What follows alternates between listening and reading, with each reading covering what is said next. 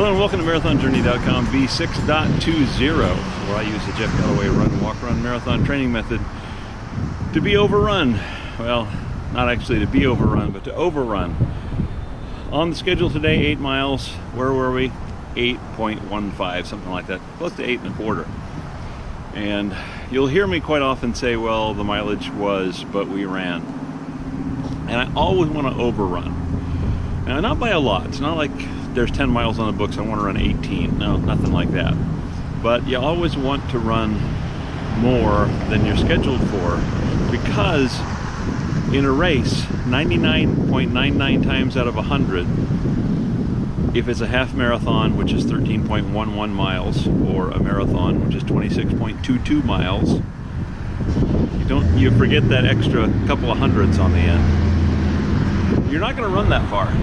You're going to run farther, because you're not always going to take the apex, you're not always going to take the shortest route, you're going to have to weave around people, you have to go to water tables and back. So you're running more than what you think you're going to run.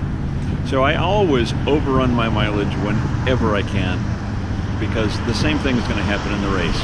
I'm training for half marathon at Modesto right now, 13.11 miles, and I'm going to overtrain for that, because chances are I'm going to run 13.25 miles.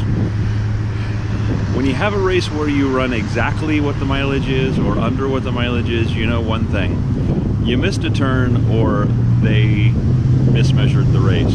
You're never going to run exactly the mileage given, or you're never going to run under it. If you did, something went wrong. So always keep that in mind. Remember, you're not running the race at the mileage, you're running over the mileage. So when you train, put in that little bit extra.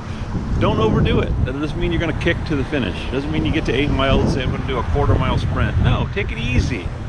Just put in that extra mileage so that you've got it on your feet.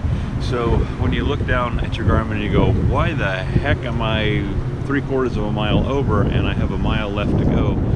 You'll still have that reserve in the tank. And if you have that reserve in the tank, you'll be able to get out and run. And what's the best way to get out and run? Well, nothing's going to happen unless you open up that door, put one foot in front of the other.